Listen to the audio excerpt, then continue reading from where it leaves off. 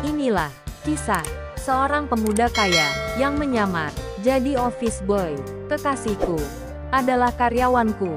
Versi Kauri TV, episode 240. Namun, baru diseruput sedikit, langsung disemburkan olehnya. Karena teh manisnya dirasanya sangat aneh. Sebab teh manis itu terasa asin. Ini teh manis atau air laut, kata pemimpin rapat tersebut. Semua yang hadir dalam rapat tersebut pun sangat keheranan dengan tingkah pemimpin rapat itu. Lalu mereka semua mencoba teh manisnya masing-masing. Namun, tidak ada bedanya dengan pemimpin rapat itu. Mereka pun langsung menyemburkan airnya karena terasa asin. Apandi pun kena marah akibat teh manis yang dibuatnya itu terasa asin. Kemudian, Apandi membela diri karena ruangannya gelap dengan berkata, "Maaf Pak, selama 2 hari saya bekerja di kantor pusat. Baru di sini, dapur terlihat gelap gitu. Ketika saya menyalakan lampu dapur tidak ada yang menyala. Akhirnya, mungkin saya salah ambil. Seharusnya gula, malah saya masukin garam.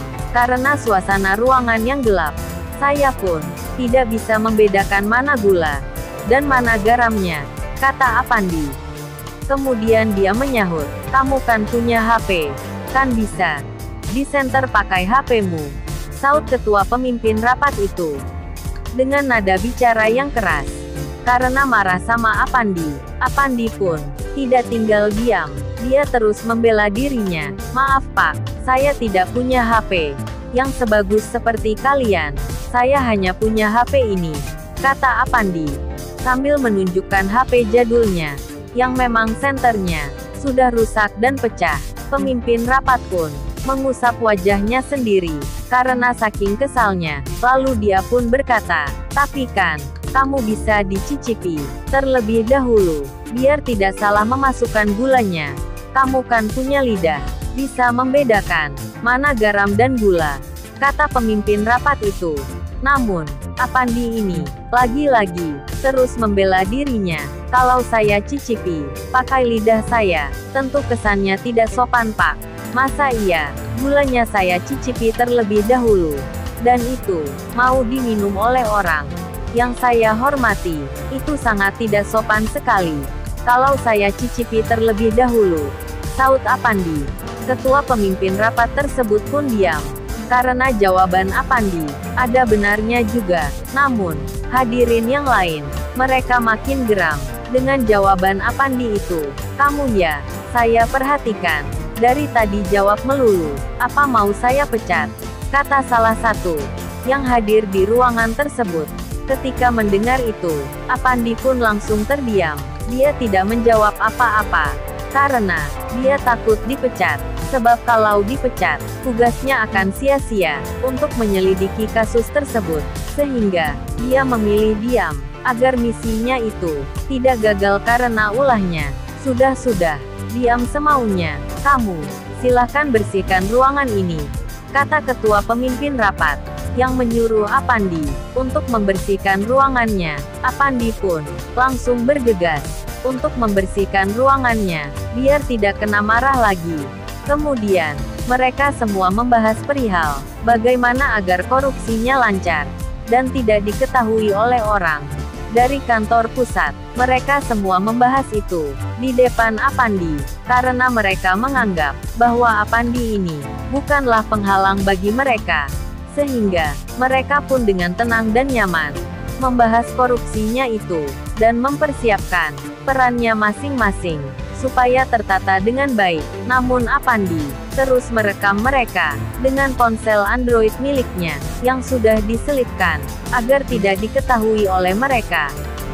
Jadi Apandi ini ceritanya bawa 2 ponsel, namun ponsel yang Android disimpan rapi agar tidak diketahui oleh siapapun. Apandi pun mendapatkan semua informasi itu dengan jelas dan transparan karena mereka menyebut nama satu persatunya. Ketika pembagian tugasnya, setelah semuanya sudah siap dengan perannya masing-masing, rapat itu pun ditutup. Apalagi waktu sudah sore, sehingga rapat tersebut harus diakhiri, karena waktu sudah sore, dan waktu pulang kerja pun sudah tiba. Lalu Apandi pun meninggalkan tempat tersebut, dan langsung pulang saja, tidak mampir ke sana kemari. Namun, ketika dalam perjalanan, dia teringat dengan kekasihnya, bahwa dirinya masih belum kelar masalah pribadinya dengan Viana. Kemudian, dia pun langsung menuju ke rumah Viana, di lain tempat, di lain waktu. Viana masih belum terima dengan semua kenyataan ini. Ternyata, orang yang dicintainya itu adalah putra dari ayah angkatnya sendiri. Dia tidak habis pikir, kalau pemuda yang dicintainya itu adalah orang terpandang. Padahal, dia mencintai Apandi begitu sangat tulus. Bukan karena Apandi itu siapa, tetapi mencintai si Apandi ini dari sejak pandangan pertama. Entah kenapa, Viana itu begitu menyukai Apandi. Dari sejak menginterview si Apandi, rasa cinta itu makin tumbuh di setiap harinya, hingga akhirnya mereka pun berpacaran. Sementara ayah Viana terus memperhatikan gerak-gerik putrinya yang seperti sedang punya masalah. Namun, Papa Jri tidak bertanya langsung ke Viana. Meskipun melihat Viana yang sepertinya punya banyak sekali masalah, karena kalaupun bertanya, Viana pasti mengelaknya dan tidak akan jujur perihal kesedihannya itu, sehingga Papa Jri hanya bisa terdiam saja. Dan tidak lama kemudian, Apandi pun tiba di depan rumah Viana. Tanpa basa-basi lagi, Apandi langsung menekan tombol belnya. Karena belnya bunyi, kemudian sekuritinya pun langsung melihat ke depan untuk memastikan siapa yang ada di luar gerbang itu. Ternyata ada orang asing yang berseragam office boy, sehingga security itu pun mengabaikannya, tidak membuka pintu gerbangnya, karena dirasanya tamu itu tidak begitu penting. Karena tidak dibuka, Apandi pun menekan tombol belnya kembali, sehingga membuat Viana ingin melihat ke bawah. Siapa yang datang itu? Kata Viana, yang berkata-kata sendiri. Lalu Viana, dari lantai 3 itu, dia melihat ke bawah, dan melihat seorang pemuda yang berseragam office boy. Dia adalah Apandi. Loh, itu kan Mas Apandi. Kenapa bapak sekuritinya tidak membuka pintu gerbangnya? Padahal, Mas Apandi sudah menekan tombol belnya. Tanpa berpikir panjang, Viana pun turun dan keluar dari kamarnya untuk menemui Apandi. Karena sebenarnya, meskipun kecewa, dia butuh penjelasan yang logis dari si Apandi ini. Setibanya di bawah, dia pun memarahi security tersebut karena tidak ada yang mau membuka pintu tersebut. Pak, kenapa Bapak tidak membuka pintunya? Kan tadi belnya bunyi. Apa kalian tidak dengar? Kata Viana dengan nada lantang, karena kesal sama sekuritinya. Dia hanya seorang office boy saja non. Jadi menurut saya, dia itu nggak begitu penting. Paling mau meminta sumbangan. Kata sekuritinya. Sembarangan sekali kamu ngomongnya. Mau saya pecat? Kata Viana. Tidak non, maafkan saya, jika sekiranya saya salah, telah membiarkan office boy itu di luar saja. Sudah buka, kata Viana. Karena percakapan itu begitu keras, karena Viana sangat kesal dengan security tersebut, sehingga suara tersebut sampai terdengar ke atas, hingga membuat Papa Jri terbangun dari duduknya dan melihat ke bawah. Di sana ada putrinya yang sedang berdiri di balik pintu gerbang. Loh, sehina itukah putriku? Sampai begitu dekatnya dengan seorang office boy, kata Papa Jri. Sebab Apandi itu memohon-mohon ke Viana agar dirinya dimaafkan oleh Viana. Namun Viana masih belum ada respon. Hingga beberapa menit kemudian, Viana pun baru merespon kata maaf dari Apandi. Sebenarnya apa lagi mas yang masih disembunyikan dariku? Kata Viana. Tidak ada lagi sayang, hanya itu saja. Maafkan aku ya, kata Apandi.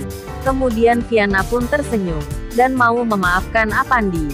Security itu pun heran ketika melihat mereka berdua saling berpandangan dan saling membalas senyuman.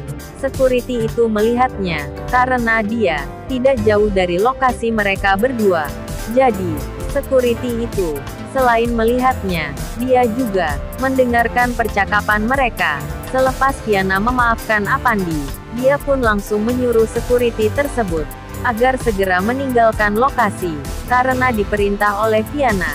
Security yang ada di pintu gerbang pun langsung meninggalkan lokasi tersebut. Sementara Viana dan Apandi, mereka melanjutkan pembicaraannya. Oh ya, besok harus berangkat ke kantor ya. Karena besok, kita langsung saja bongkar kedok-kedok manusia yang ada di perusahaan cabang. Karena saya sudah mendapatkan buktinya. Lalu Viana menyahut, "Oke siap sayang," jawab Viana, sambil tersenyum ke arah Apandi. Senyum yang begitu tulus. Tapi menurut Pak Fajri, senyuman itu sangat tidak wajar. Sehingga Pak Fajri pun sangat penasaran dengan seorang pemuda yang berseragam office boy itu. Lalu dia menelpon orang kepercayaannya agar nanti mengikuti kepulangan Apandi. "Halo."